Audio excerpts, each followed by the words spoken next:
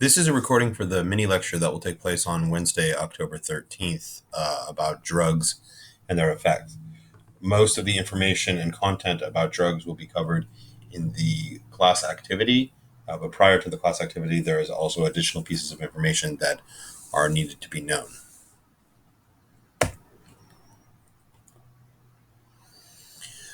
Drugs can be classified into three primary categories. We have depressants, stimulants, and hallucinogens. Depressants are drugs that slow down the functioning of your nervous system. This can include drugs like alcohol. It can include drugs like marijuana. It can include drugs like heroin. These are all drugs that slow down your body and slow down its functioning.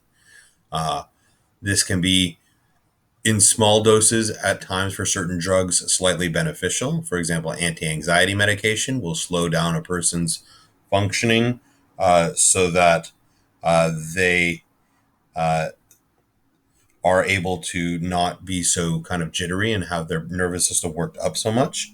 But in many cases, it slows it down to the point where it limits and inhibits the functioning of the nervous system. The second are stimulants. Um,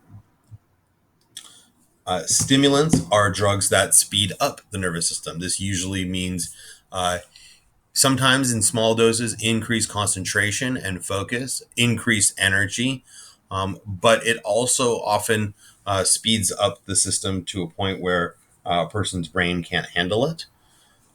And certainly, many stimulants have addictive properties in that they activate the reward centers of the brain, but don't, but certainly can cause extra damage.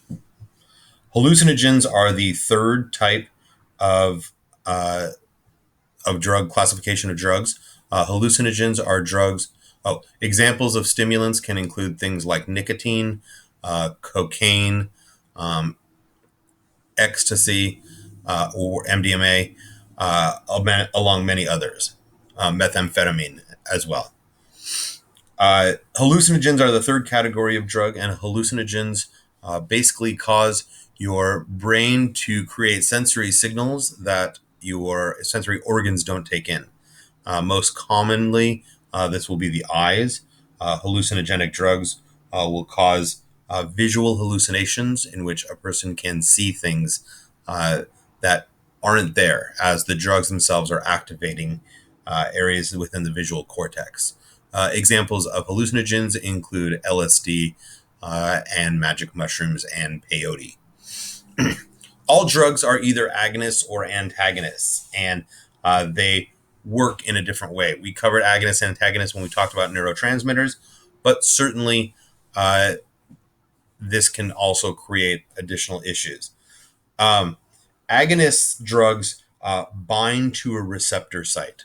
So in many cases, they might mimic a neurotransmitter and bind to a receptor site, in some cases not allowing the normal neurotransmitter to actually be passed, and in other cases altering the receptor site permanently, such as the case with cocaine and the dopamine receptor sites. Cocaine will cause dopamine receptor sites to be altered permanently, and the only way those receptor sites can be activated after a long period of time is through cocaine molecules and not through natural dopamine.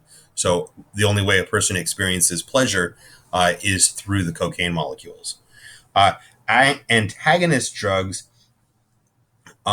block a receptor. So they can, in some cases, block a receptor from being active. In other cases, they may block the reuptake process.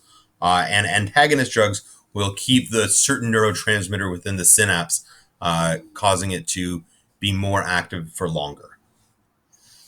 The real danger with psychoactive drugs is developing a tolerance.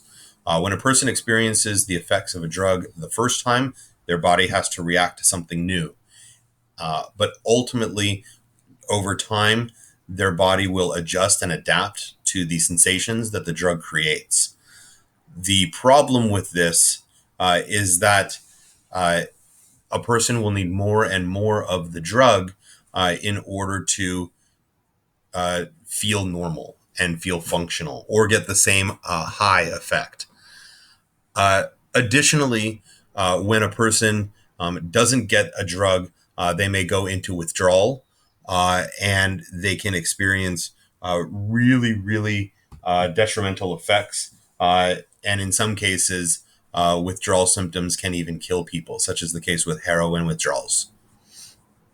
Addiction, in many cases, is physiological, meaning that it literally alters the way that a person's body functions, and a person's body will not function normally without the drug. Hence, why they would go into withdrawals. For very highly addictive drugs, many of them are physiologically addictive. Heroin, cocaine, methamphetamine, nicotine all create very, very strong withdrawal symptoms, which literally alters the body. And so the body doesn't feel normal. It doesn't function properly without influence of the drug.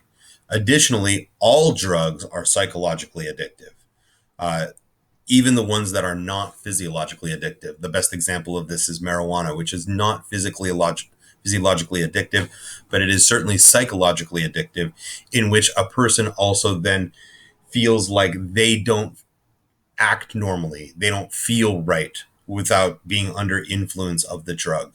So while many drugs are physiological and psychologically addictive, some are just psychologically addictive, but still the danger remains, where a person then feels like they're not functioning normally, or they're not acting normally, or they don't feel normal unless they're under influence of the drug. Most of the drugs that we're going to cover today will be done within the classwork assignment, but there are a few that I wanted to cover within this lecture. Tranquilizers, or sometimes called barbiturates, are legal prescription drugs that are used to treat anxiety. The two most well-known are Xanax or Valium. These mimic the slowing effects of alcohol without some of the messy side effects of alcohol, like vomiting. Primarily, they're used to treat anxiety because they slow down the body's functioning and they allow a person to not get so worked up through their anxiety.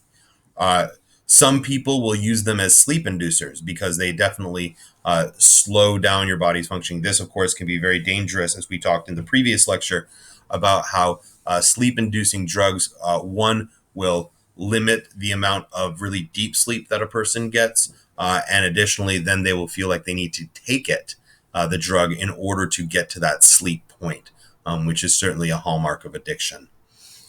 Finally, one of the real dangers with barbiturates is taking them in conjunction with alcohol, because the effects are not added together, they are multiplied. And this can cause a very dangerous slowing of the nervous system and slowing of other bodily functions, and in some cases can put a person into a coma or even cause death. The next one is caffeine. Caffeine is a legal stimulant. It is one of the most popular drugs in the world. And it is a very moderate stimulant.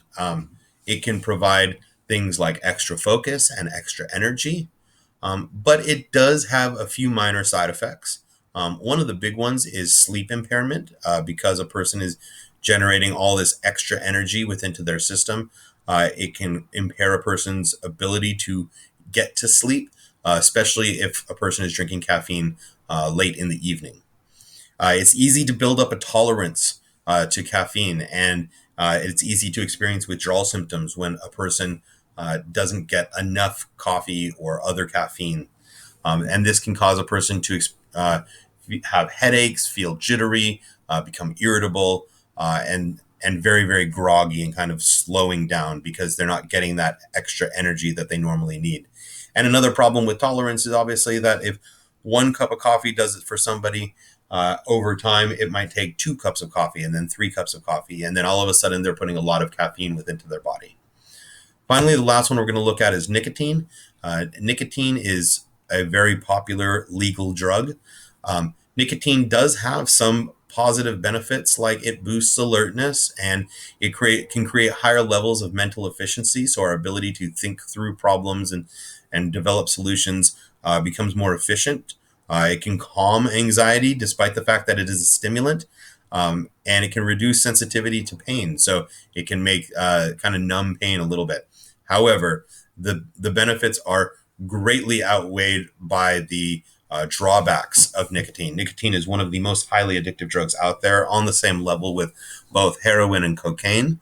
Uh, and Because it's often done in a smoking form, the nicotine itself, along with its additives, especially in cigarettes, can cause all sorts of diseases such as lung cancer, throat cancer, mouth cancer, jaw cancer, uh, emphysema, tuberculosis, heart failure, heart attacks, strokes, etc. It can cause a multitude of cardiovascular diseases, along with many different types of cancers. To finish the drugs assignment, please see the attached charts and the websites that you'll go to complete the rest of the assignment.